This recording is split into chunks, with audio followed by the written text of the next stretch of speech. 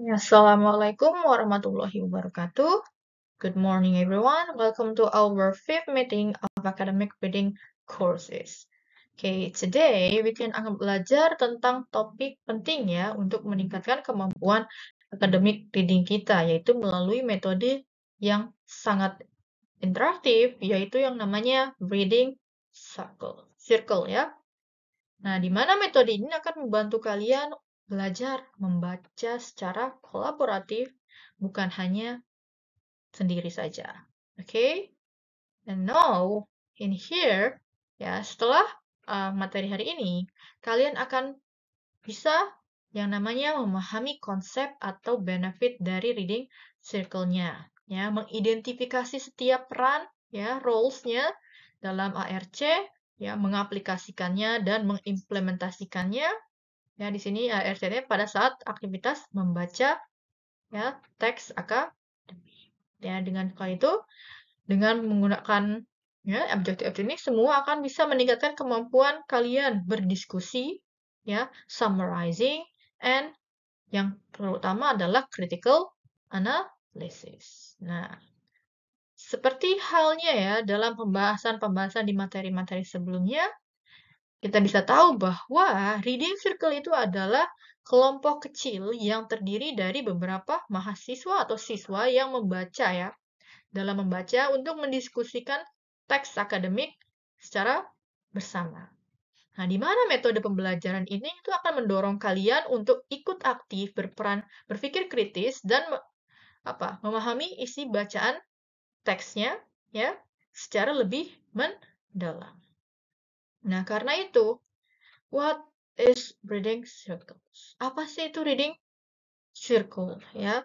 Seperti yang dikatakan oleh Seburn ya di sini 2016 bahwa reading circle itu adalah tim reading untuk berdiskusi tentang akademik ya, akademik teks yang digunakan untuk ya di sini digunakan untuk to develop deep textual comprehension, pemahaman mendalam for a better understanding melalui suatu yang namanya kolaborasi daripada dilakukan secara mandiri ya.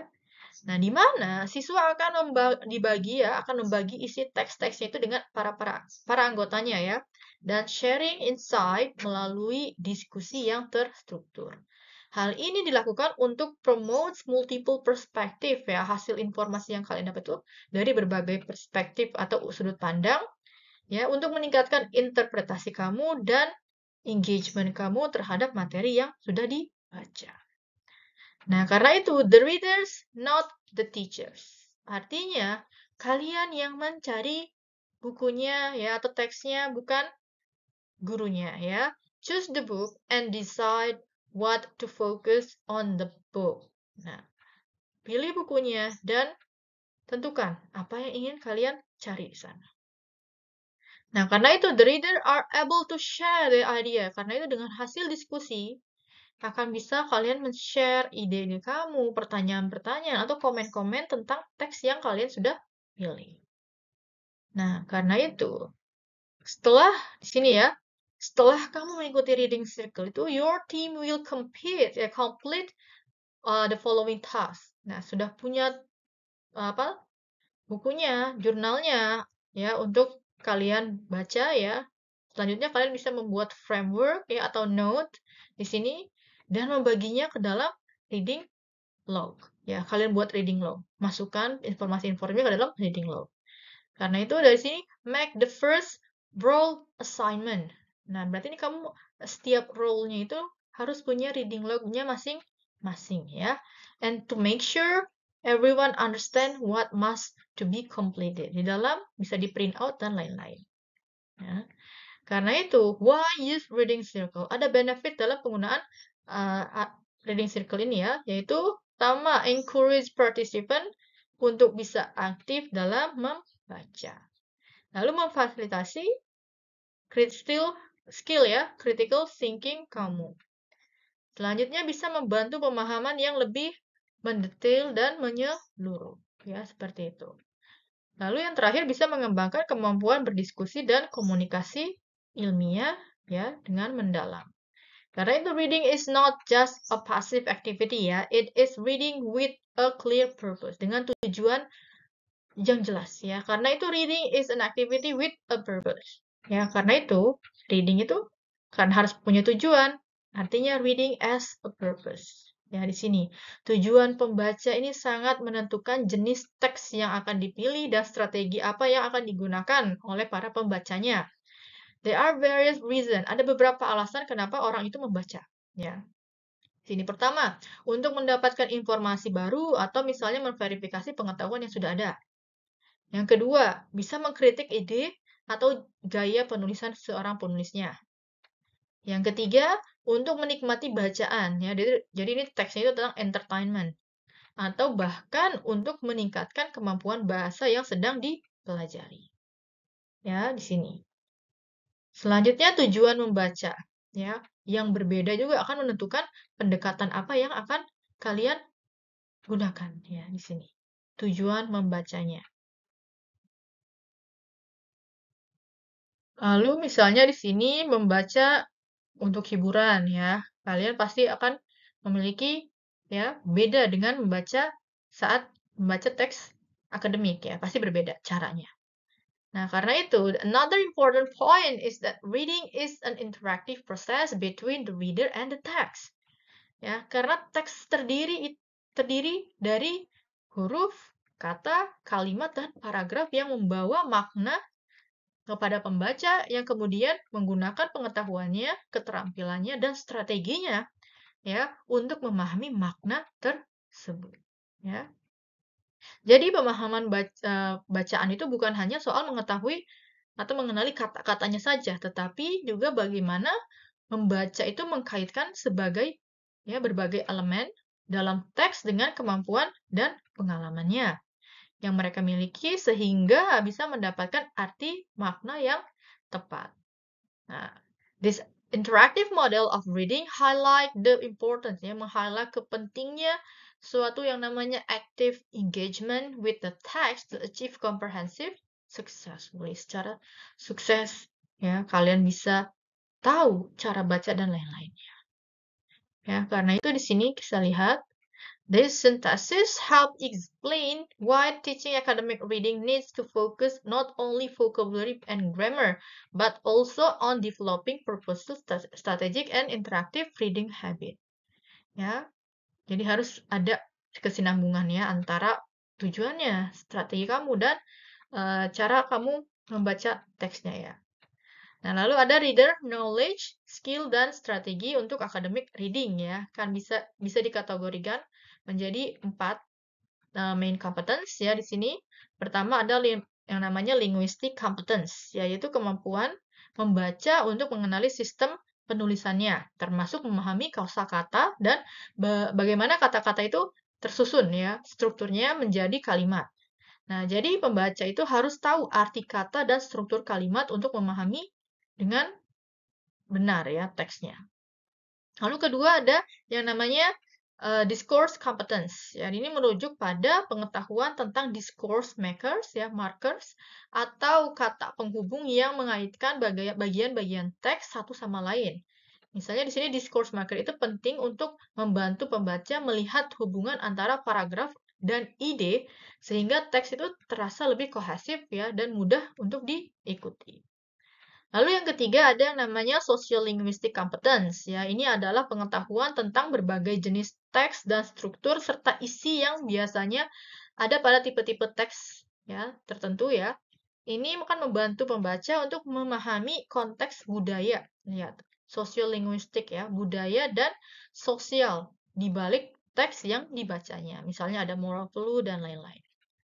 Lalu yang keempat, itu ada namanya strategic competence, yaitu kemampuan menggunakan strategi bacaan baik dari atas ke bawah, top bottom reading ya, atau misalnya dari bawah ke atas, bottom up reading ya. Di sini seperti mengenali dari kata dan struktur kalimat. Ya, kalau itu bottom up dari bawah dulu, misal dari kata ke paragraf ya. Nah, strategi ini memungkinkan pembaca untuk mengatasi kendala dan meningkatkan pemahaman bacaannya.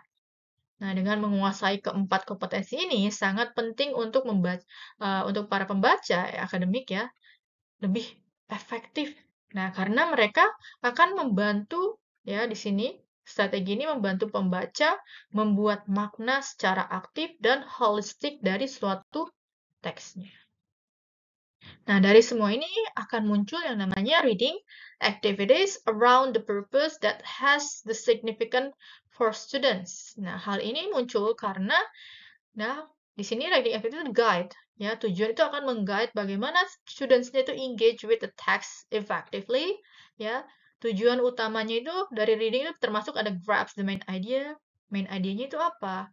Specific information, mencari spesifik informasi, understanding most of all the message, ya, kata yang inklusifnya, enjoy a story, ya, berarti untuk hiburan, kalian bisa enjoy the story-nya, and desire to read more or not. Ya, akan membantu kalian juga memilih apakah teks ini bisa dilanjut baca atau tidak. Nah, dengan mengetahui tujuan-tujuan ini, akan membantu kalian memilih the right reading strategies, ya. Di sini ada the activity should fulfill two major function. Ada dua fungsi yang harus dilakukan, yaitu pertama membantu pembaca memahami teks tertentu yang sedang dibacanya. Yang kedua, mengembangkan strategi pembaca, ya, strategi membaca yang dapat digunakan untuk teks lain. Jadi tidak hanya fokus ke satu teksnya, tetapi bisa digunakan juga teks-teks lain. Nah, karena itu, it is also important that instructional activities model ya how effective readers read, showing students how to approach text actively and strategically. Jadi kalian harus mencari tahu, oh strategi apa sih yang cocok untuk teks ini? Oh, yang cocok dengan teks yang lain dan lain-lain ya. Contoh penting itu adalah memberi strategi pada siswa untuk menghadapi kata-kata yang belum mereka ketahui ya, dengan memberikan cara menangani kata yang tidak hanya membantu ya saat itu, tetapi juga memilih strategi yang bisa dipakai dalam konteks membaca hal lain ya di sini. Nah, karena itu purpose-based reading activity itu akan membangun ya comprehension skill dan transferable literacy strategies yang sangat penting untuk academic reading success ya dan lifelong learning. Nah, dari semua ini itu akan muncul ya yang namanya reading strategy ya dalam teks akademik. Nah, and here is detail ya secara detail penjelasan tentang reading strateginya ya berdasarkan Wallace itu dibagi menjadi 3 ya. When planning a reading activities for your students ya, kalian akan mulai yang namanya satu pre-reading.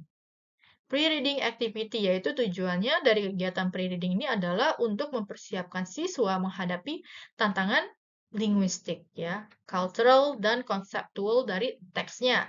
Di mana aktivitas seperti brainstorming, membahas kosakata yang baru ya, vocab-vocab baru dan mengenalkan genre teksnya termasuk ada di sini ya, di pre-reading. Nah, karena itu fokusnya itu adalah mengaktifkan prior knowledge siswa agar mereka itu lebih siap ya memahami isi teks secara keseluruhan. Nah, karena itu jangan terlalu fokus pada setiap kesulitan kecil. Ya, kita hanya bisa gambaran besarnya saja ya dan makna umum dalam teksnya, dalam pre-reading ya.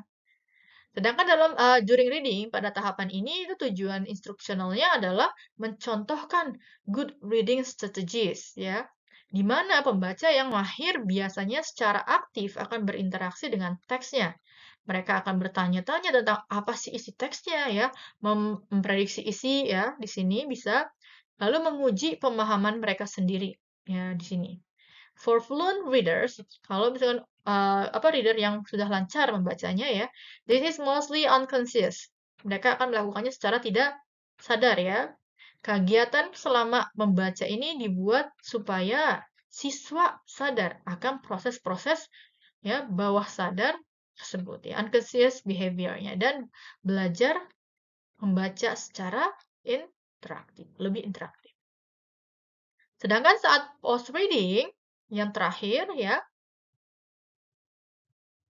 post reading activities. Nah, di aktivitas ini yaitu akan dilakukannya ya siswa itu sudah familiar dengan teks yang tidak memiliki kesulitan dasar memahami maknanya ya.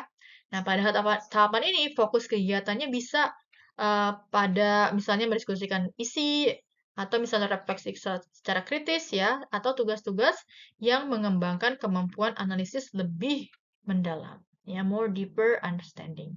Dengan menggunakan pendekatan ini yang akan memudahkan kalian tidak hanya untuk memahami teks yang dibaca saat itu juga, tetapi ya kalian juga akan memiliki strategi membaca yang dapat diterapkan pada bacaan-bacaan lain di masa depan. Nah, di mana pendekatan Wallace ini menjadi ya akan sejalan dengan pengembangan keterampilan membaca akademik yang holistik dan berkelanjutan. Nah, dari sini ya kita akan hubungkan dengan yang namanya reading circle rules-nya, peran-perannya. Ya, di mana dalam reading circle itu setiap anggota memiliki peran ya, seperti hal pembahasan di para pertemuan-pertemuan sebelumnya. Kita ada 5 di sini. Ya, yang pertama ada summarizer atau misalnya tugasnya leader ya, yaitu menyusun ringkasan isi bacaan. Yang kedua ada contextualizer, yaitu questioning and predictor ya, sebagai seorang prediksi, yaitu mengajukan pertanyaan kritis tentang teksnya dan memprediksi apa yang mungkin terjadi atau implikasi apa yang akan muncul dari teks ini. Lalu ada connector, yaitu menghubungkan isi teksnya dengan pengalaman atau konteks lain. Vocabulary atau highlighter ya di sini mengidentifikasikan vocab-vocabnya ya. Vocab-vocabnya menjelaskan kata-kata yang sulit di sini. Lalu ada visualizer, yaitu membuat informasi yang kamu dapatkan ke dalam bentuk suatu ilustrasi yang jelas.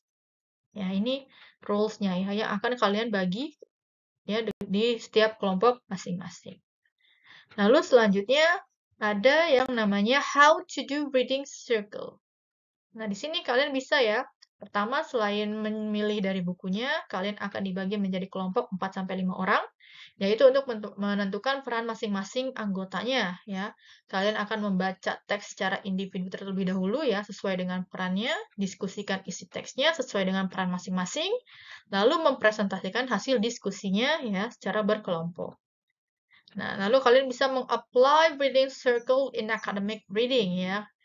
Pertama, choose complex text such as jurnal ya. Jangan cari teks yang terlalu mudah ya. Sedikit kompleks, bisa seperti jurnal, research paper, dan textbooks ya. Fokus discussion-nya on key argument, cari argumennya, metode yang dipakai, dan findings-nya ya. Lalu, ada yang namanya critical evaluasi kamu terhadap teksnya. Itu untuk yang ini ya, caranya penggunaan reading circle. Nah, kita lanjut ke yang namanya aktivitasnya, prosesnya. Yang pertama, before atau pre-reading activities. Ya, before starting the actual reading, kita pentingnya di sini. Pentingnya untuk mempersiapkan siswa dengan kegiatan yang dapat membantu mereka memahami konteks dan struktur teksnya. Nah, karena itu, ada beberapa cara efektif yang bisa dilakukan. Yang pertama, predicting from the title. Memprediksi ya, dari judul atau kalimat pertama. Ya, tulisan atau kata frasa dari judul atau kalimat pertama teks ini akan membuat siswa itu menebak topiknya, apa yang akan dibahas, atau kata-kata apa saja yang akan terasosiasi ya dengan topik tersebut. Nah, diskusikan maknanya bersama agar di sini mereka punya gambaran awal yang jelas. Lalu bisa melakukan yang namanya predicting from the key illustration, yaitu membuat gambaran atau misalnya memprediksi isi bacaan dari gambar yang ada di dalam teksnya. Ya, based on your prior knowledge di sini. Yang ketiga itu sequencing illustrations, yaitu memberikan kelompok gambar-gambar terkait cerita ya. Misalnya ada isi teksnya itu kita dibagi-bagi. Nah, kita membuat siswa memintanya mereka untuk menyusun kembali gambar-gambar tersebut dalam urutan yang lebih logis ya, sesuai dengan apa yang terjadi dalam teksnya. Nah, lalu di sini struktur teksnya itu bisa secara visual juga ya. 4, reader questions, yaitu ask students to generate questions ya, they want answer. Membuat pertanyaan-pertanyaan di sini ya. Yang kelima, sharing existing knowledge. Di sini mereka saling sharing ya, perspektif mereka terhadap teksnya. Nah, dari kegiatan pre-reading ini ya, di sini ada pre-reading ini ya bukan hanya persiapan linguistik, tetapi juga memperkuat pemahaman konseptual dan budayanya. Ya, di sini. Lihat ya. Nah, selain budayanya yang akan dibutuhkan agar para pembaca dapat mengakses isi teks secara lebih efektif. Nah, selain itu, hal ini juga akan memudahkan siswa mengenali strategi pembaca yang akan mereka gunakan selama membaca. Ya, di sini pendekatan ini yang sejalan dengan teori bahwa membangun skemata itu atau pengetahuan awal itu sangat penting untuk memahami teks baru.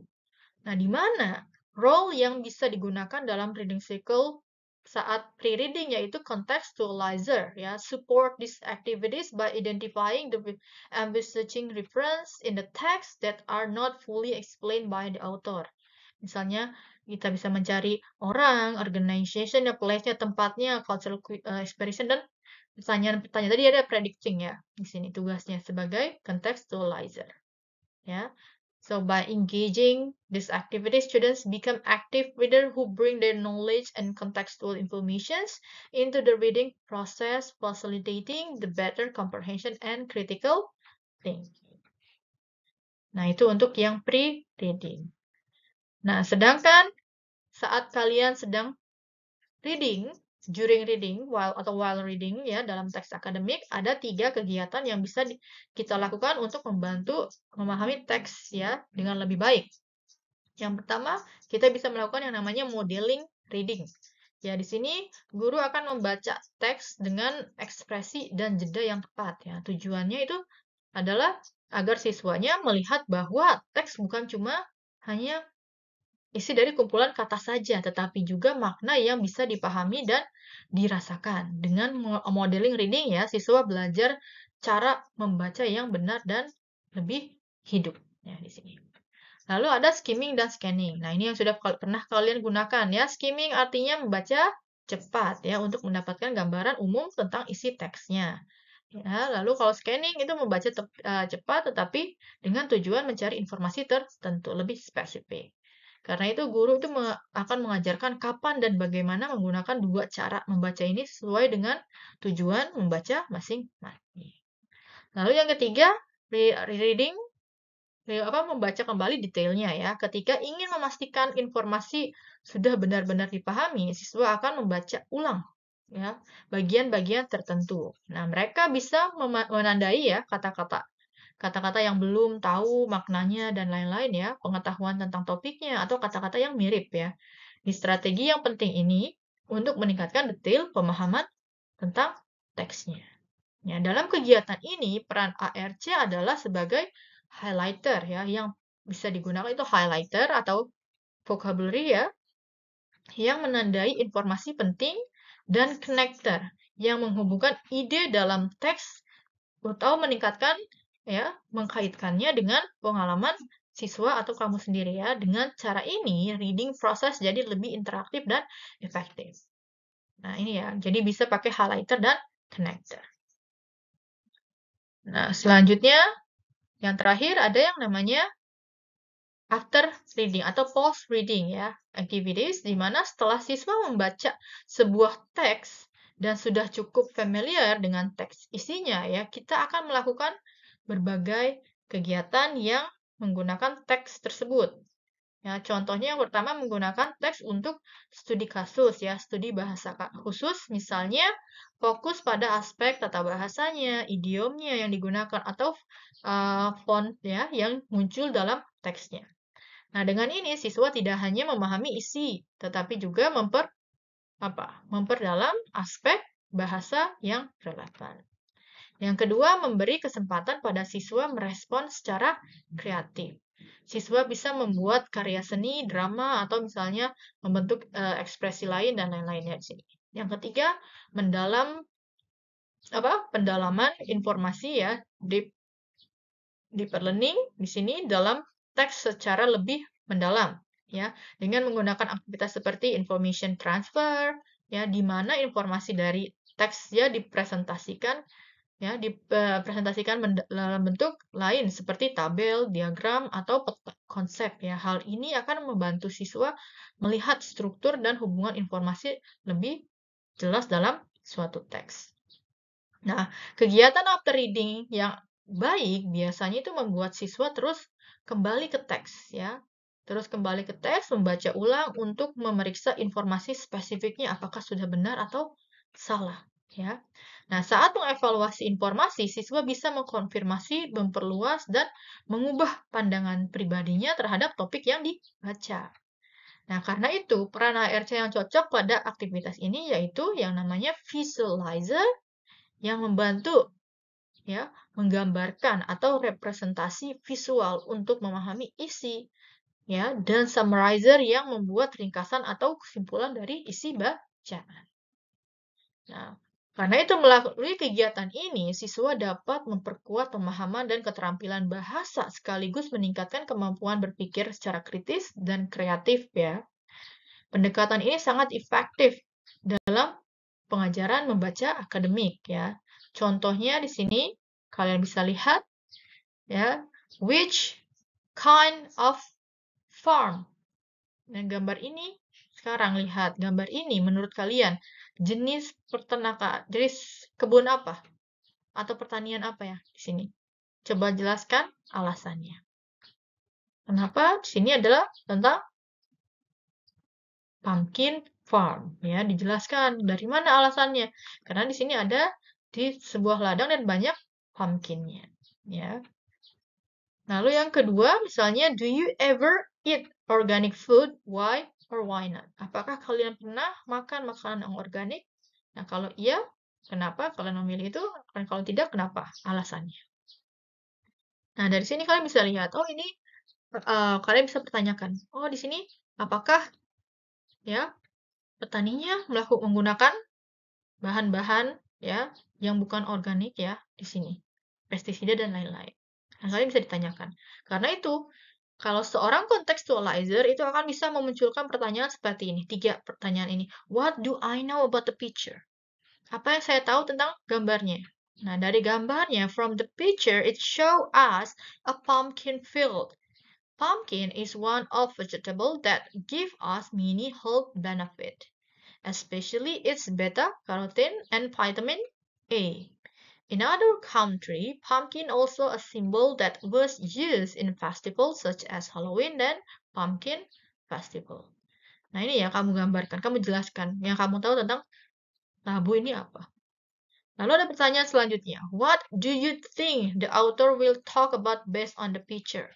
Nah dari gambarnya kamu pertanyakan, kira-kira apa yang akan dibahas? Oh misalnya berapa lama atau bibitnya seperti apa ya? Nah, di sini misalnya contohnya, in our opinion, the authors show us this picture and want to tell us not only about the benefit of pumpkin, but also about how to plant it. Bagaimana cara menanamnya, ya. From the picture, we can see the field there, so it will tell us about its growth process and what the farmer do to plant it. Seperti ini ya, seorang contextualizer. Atau misalnya, pertanyaan ketiga, what I already know about the picture. Nah, di sini kan, ya misalnya kamu tahunya misalnya cuma dipakai buat festival, ternyata yang lain ada ya, benefit yang lain tentang pumpkin. Ini salah satu contohnya ya, yang bisa kalian gunakan. Nah, selanjutnya kalian bisa gunakan lagi, ini kan contextualizer. Masih ada peran-peran yang lainnya. Nah, di Anda latihan ya, kalian bisa melakukan yang namanya reading circle activity ya. Kalian secara berkelompok ya, maksimal itu 4-5 orang ya. Lalu jangan lupa download worksheet-nya yang Miss sudah upload ya di GCR. Lalu pilih salah satu reading circle role-nya. Kalian bagi-bagi perannya. Nah, lalu jawab pertanyaan yang ada di dalam worksheet-nya. Lalu submit kembali sebelum atau deadline-nya tanggal 25 Oktober 2025.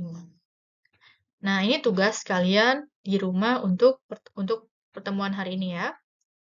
Nah, selanjutnya sedangkan untuk kelas hybrid ya sama seperti yang tadi, cuma ada tambahan yaitu video summary of the material sebagai absensi kamu. Ya, sisanya yang kedua adalah isi dari worksheet-nya ya.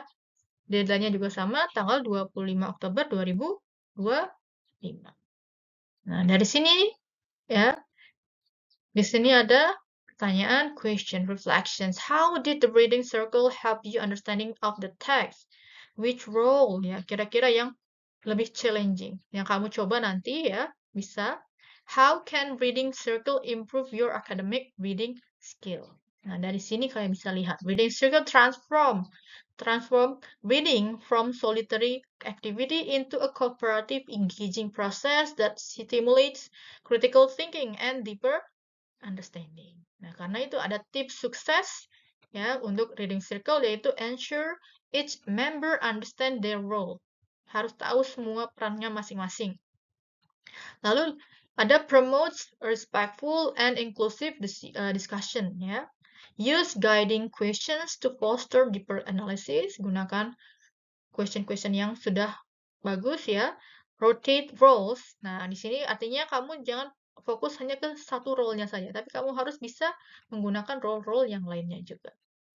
Okay, that's all for today's meeting. Okay, tentang reading circles. Dengan metode ini kalian dapat meningkatkan kemampuan ya membaca akademik sekaligus skill berdiskusi dan berpikir secara kritis. Ya, thanks for your attention for today's lesson. See you in the next video. Wassalamualaikum warahmatullahi wabarakatuh.